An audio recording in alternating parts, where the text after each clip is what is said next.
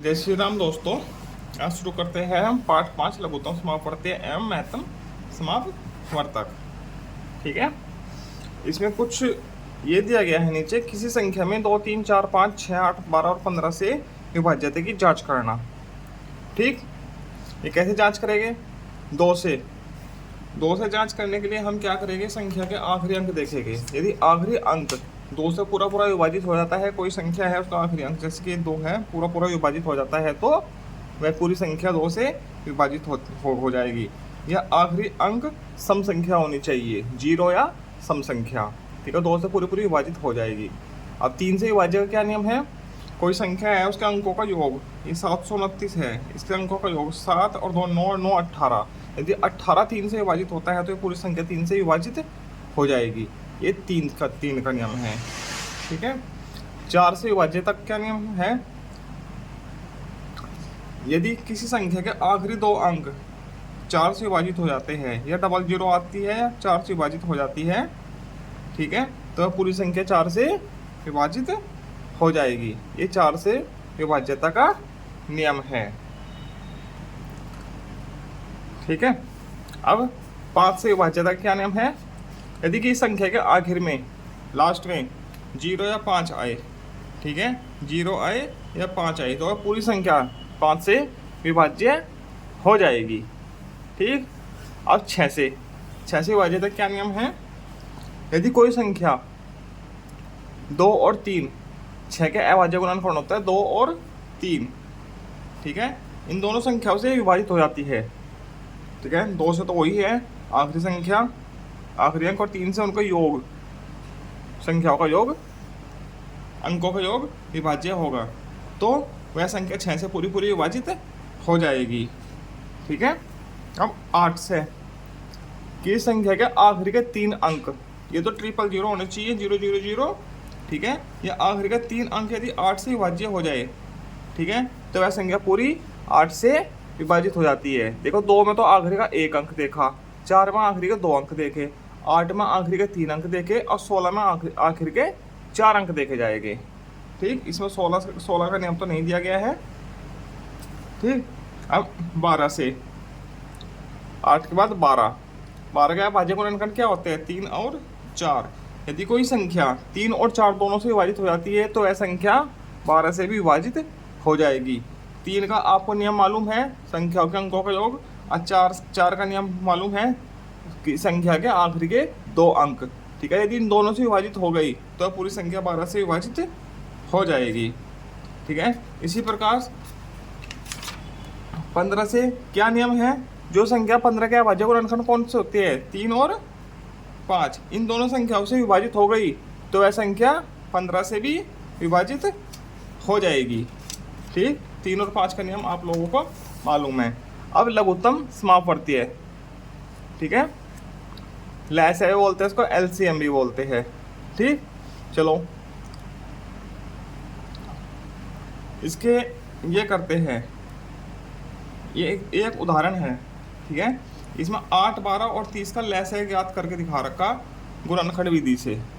ठीक है, 8 के गुणनखंड है 2, 2, 2 और 2, 12 के है 2, 2 और 3, 2 दूनी 4, 4 तिया 12 अभाज्य गुणनखंड, 30 के है 2, 2 तिया 6, 6 पंजा 30, ये अभाज्य गुणनखंड है।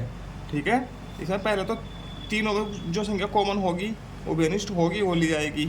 ठीक है, जो संख्या फिर 2 में बेनिष्ठ होगी, ये बेनिष्ठ है, ये बेनिष्ठ है, कॉमन है, ये ली गई, और बाकी जो बची है ये।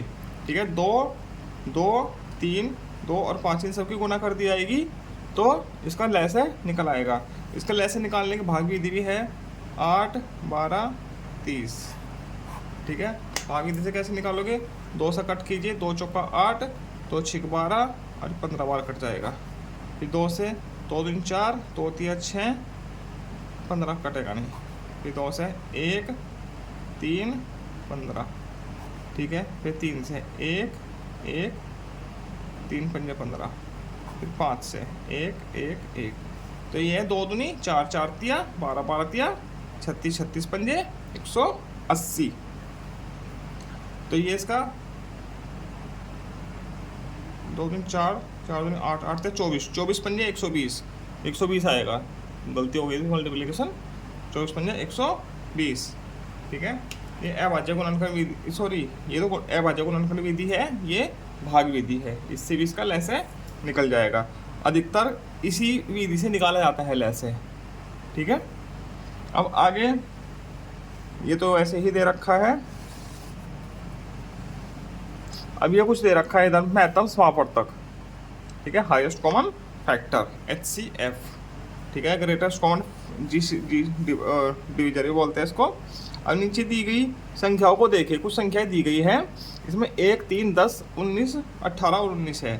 दी गई संख्या में कौन सी संख्याएं सम है? सम कौन कौन सी है जो 2 से विभाजित हो जाती है? 10 है और 18 है, 10 है और 18 है, 2 संख्याएं सम संख्याएं है। दी गई संख्या में कौन सी विषम संख्याएं है जो 2 से विभाजित नहीं होती? 1, 3 और 19, 1, 3 और 19। दी गई संख्या में कौन सी अभाज्य संख्याएं है? अभाज्य है जो किसी से विभाजित नहीं होती। सबसे छोटी अभाज्य संख्या आपको बता दे 2 होती है, सबसे छोटी, ठीक है। इसमें 3 है, 3 किसी से नहीं डिवाइड होगा और 19 नहीं डिवाइड होगा, ये अभाज्य संख्याएं हैं दोनों, ठीक है। ये ऐसे हो जाएगा, ठीक है। ये आगे कुछ मैसे के बारे में दिया गया है, ये पढ़ लीजिएगा। आगे चलते हैं एक्सरसाइज पर, ठीक है, अभ्यास पर चलते हैं, ठीक है। निम्नलिखित संख्याओं में कौन सी संख्याएं 2, 3 और 6 तीनों से विभाजित है? 2, 3 और 6 तीनों से विभाजित होने वाली संख्या। देखो लैसे किस संख्या का हम लैसे निकालेंगे, ठीक है, लैसे निकालेंगे, ठीक है। मान लो कोई संख्या है 2, 3 और 6 हैं, तो इनका लैसे हमेशा इन संख्याओं से बड़ा आएगा, इन संख्याओं से बड़ा होगा, और में ऐसे क्या आएगा, ठीक है, वो छोटा होगा हमेशा इन संख्याओं से, ये ध्यान रखना, ठीक है। तो इस सवाल में लैसे निकालना है, ठीक है। 2, 3 और 6 का लैसे 2 से डिवाइड करो, 2 एकम 2, 3 जोगा तू 2 3 6, ये 3 से 1 1 1, क्या हो गया लैसे, क्या होगा 2 3 6, 6 इसका लैसा होगा, लोवेस्ट कॉमन फैक्टर, ठीक है। तो इसमें लैसे भी नहीं निकाला, इसमें वैसे बताना है कि कौन सी संख्या इन तीनों से विभाज्य है, विभाजित करके देखना है, ठीक है।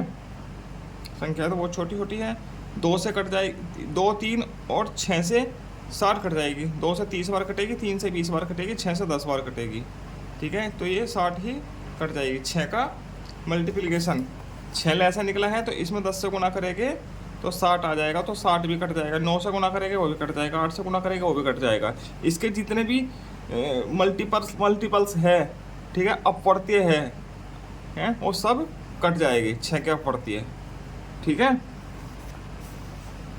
और दूसरा प्रश्न है, वह सबसे छोटा अंक ज्ञात करो जिसको लिखने पर नीचे दी गई संख्याएं 3 से पूर्णतः विभाजित हो जाए। 3 का नियम क्या है, कि संख्याओं का योग 3 से विभाजित हो जाना चाहिए। अब देखो बाकी बची हुई संख्या कौन कौन सी है, ये देख लीजिए। 5 और 3 8, 8 और 3 11, 11 और 5 16। तो 3 से क्या डिवाइड होता है 18, 18 होता है ना 3 से डिवाइड, 3 6 18, तो 16। तो यहाँ पे क्या लिखेंगे हम 2, हो गया अंकों का योग 18, 18 3 से पूर्णतः विभाजित हो जाएगा। अब इसमें देखो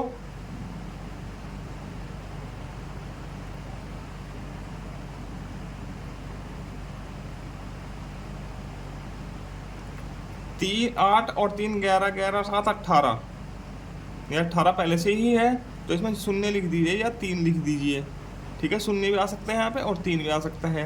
दोनों संख्याएं 7 3 10 8 18, दोनों संख्याएं 3 से विभाज्य हो जाएगी, या तो 0 लिख दीजिए या 3 लिख दीजिए।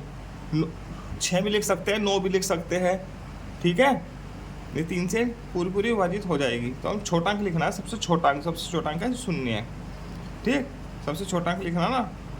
तो 3 9 3 12, ठीक है। तो सबसे छोटा क्या लिखेगा इसमें 0, 9 3 12, 12 3 से विभाजित हो जाता है।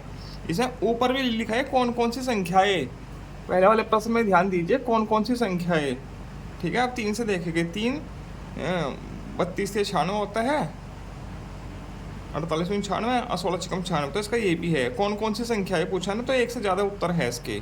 तो ये तो 2 से विभाजित नहीं होगा। अब ये 3 से नहीं होगा, 8 2 10, ये 3 से विभाजित नहीं होगा। ठीक है, अब ये एक लाल रिबन की लंबाई 30 सेंटीमीटर है और सफ़ेद रिबन की लंबाई 42 सेंटीमीटर है। लाल की 20 है, लाल की तो 20 है। चलो करते हैं सवाल को, टाइम वेस्ट ना करते हुए सवाल लगाते हैं। लाल रिबन की लंबाई ऐसे लिखेंगे, बराबर 30 सेंटीमीटर को शॉर्टकट में लिख देते हैं। ठीक है, ऐसे। ठीक है, और सफ़ेद रिबन की लंबाई 42 है। सफ़ेद की 42 सेंटीमीटर है। उस बड़े से बड़े टुकड़े की लंबाई बताओ जिसे दोनों रिबन पूरा पूरा काट सके। ठीक है, इन दोनों को काटना है, तो काटना मतलब कि छोटी संख्या आना है उत्तर। छोटी संख्या किस में आती है, मैथ में।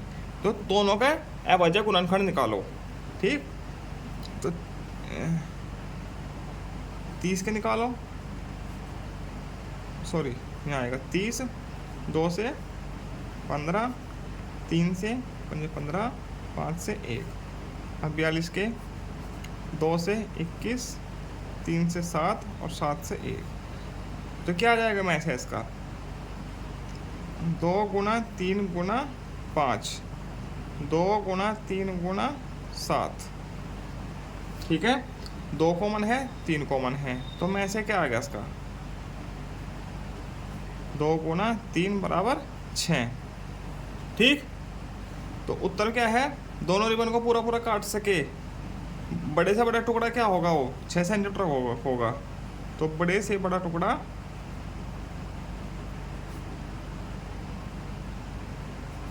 6 सेंटीमीटर का होगा। आप लोग इस प्रकार से लिखेंगे। ठीक है, अब आगे चौथा प्रश्न, 80 और 90 को पूरा पूरा विभाजित करने वाली बड़ी से बड़ी संख्या बताओ। 80 और 90 को पूरा पूरा विभाजित करने वाली, ठीक है, जो 80 और 90 को पूरा पूरा विभाजित कर देती है, ऐसी बड़ी से बड़ी संख्या बतानी है। मौखिक रूप से तो बता देंगे हम 10 है।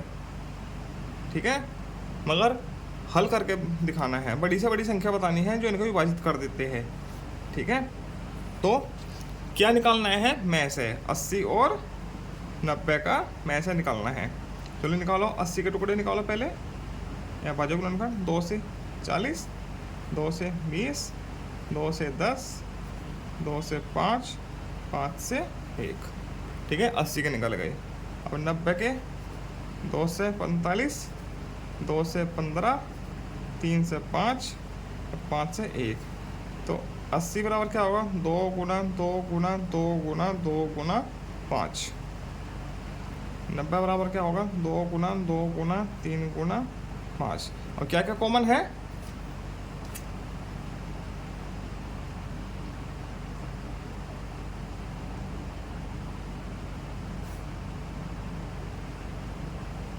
ये ऐसे है। अब क्या क्या कॉमन है इन दोनों में, एक तो 2 कॉमन है और एक 5 कॉमन है। तो में से क्या हो जाएगा, 2 गुना 5, 5 दूनी 10। तो 10 क्या है, बड़ी से बड़ी संख्या है जो 80 और 90 को दोनों को विभाजित कर देती है। इसके बाद प्रश्न संख्या 5, एक अलमारी में कुछ पुस्तकें रखी हुई है। इनको 10, 15 और 24 के समूह में रखने पर पूरे पूरे समूह बन जाते हैं। अलमारी में कम से कम कितनी पुस्तकें हैं। ठीक है, तो इसमें समूह बना रहे हैं। समूह मतलब कि बड़ी संख्याओं का बनता है समूह। तो इसमें बड़ा उत्तर आना है, तो लैसे निकालना है। ठीक है, 5वां, ठीक है, इसमें निकलेगा लैसे 10, 15 और 24 का लैसे। ठीक है, निकालना है। कैसे निकालेंगे, चलो निकालते हैं। 10 लिख दिया, 15, 24 भाग विधि से निकालते हैं। ठीक, 2 से काटो, 2 पंजे 10, 15 कटेगा नहीं, ये 12 बार कट जाएगा। फिर 2 से 5 नहीं कटता, 15 नहीं कटता, ये 6 बार कट जाता है। फिर 2 से काटो, 5 नहीं कटता, 15 नहीं कटता, ये 3 बार कट जाता है। अब 2 से कुछ नहीं कटेगा, अब 3 से काटो। 3 से कोई कटता है इसमें?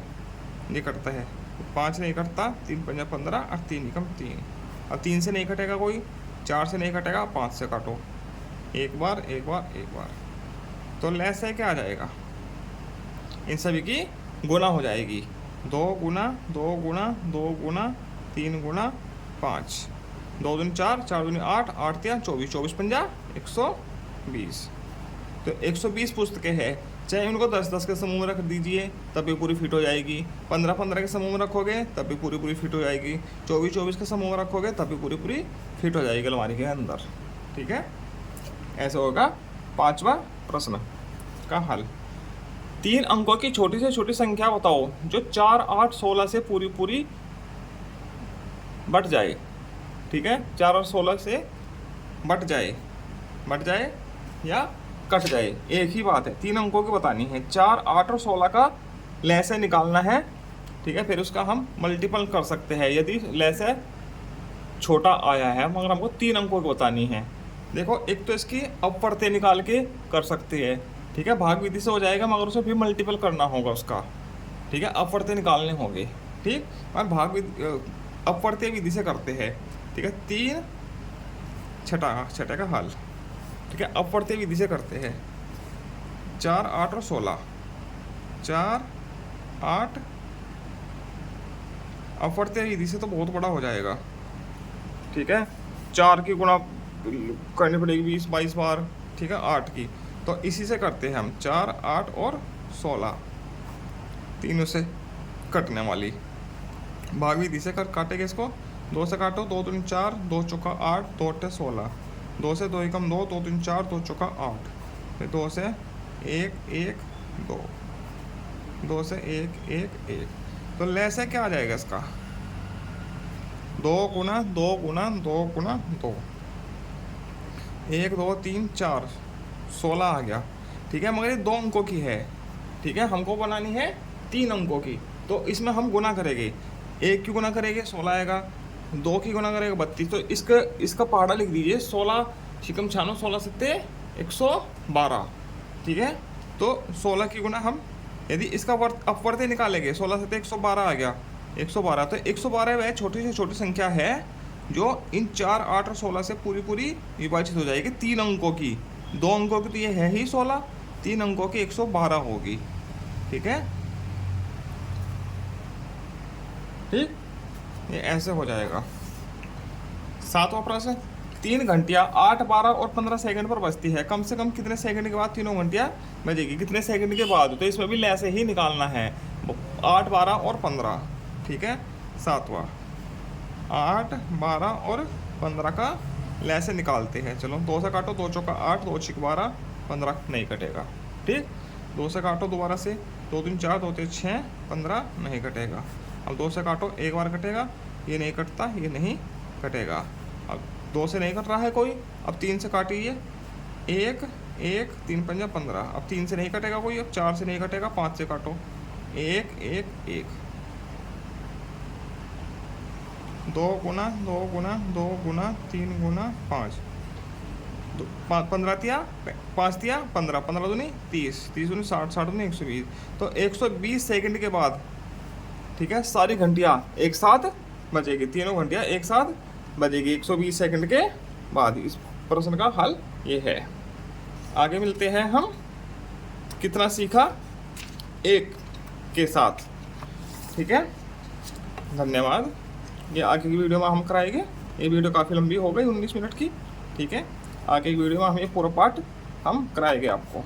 ठीक, धन्यवाद।